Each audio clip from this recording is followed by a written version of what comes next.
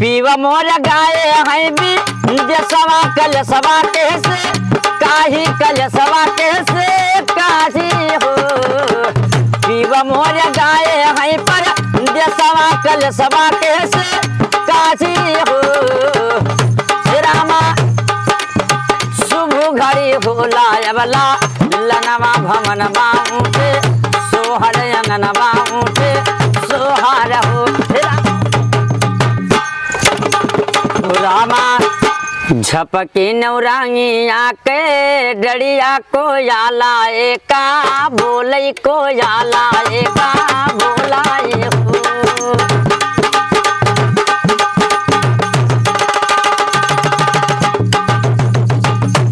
रामा झपकी नौरांगी आके डड़िया कोयल एका बोले कोयल एका बोलाए हो।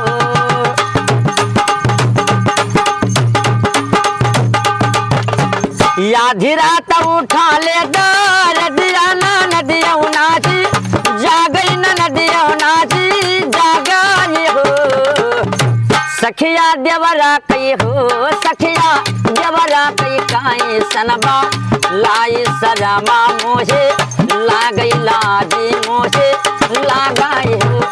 रामा देवरा कई काई सनबा लाई सजामा मोहे लागई लाजी मोहे लगाए हो।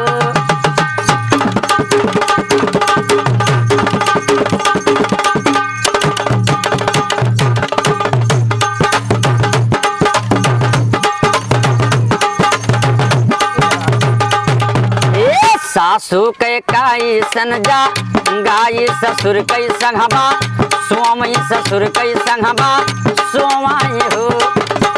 सासू के काई सनजा गाई ससुर कई संघबा सोमई ससुर कई संघबा सोमाई हो। रामा होतई भुआरा भीना हुई है सुबेरे हुई है भरवा जनमा हुई है भरवा ये हो।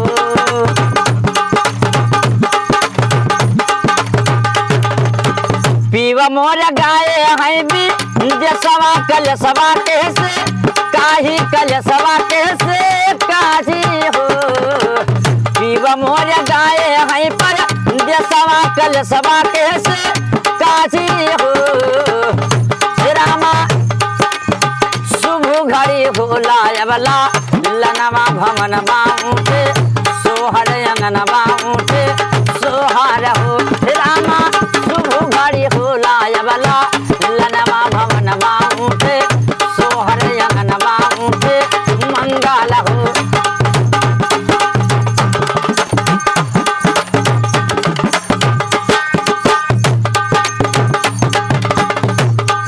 ये शुभ घड़ी होला अबला लनवा भवन बाऊटे सोहर अंगन बाऊटे मंगल हो।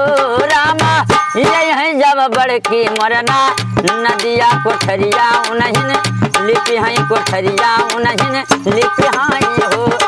भैया यही है जब बड़की मरना नदिया कोठरिया उन्हीं लिपि हाई हो।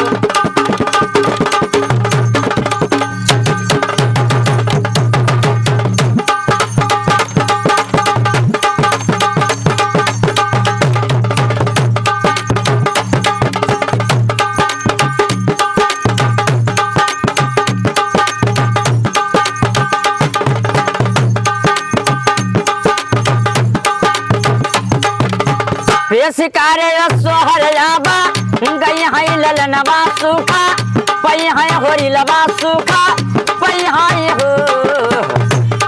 भौजी झपकी नौरांगी आके डड़िया को याला एका बोलई कोयलिया एका बोलाए हो।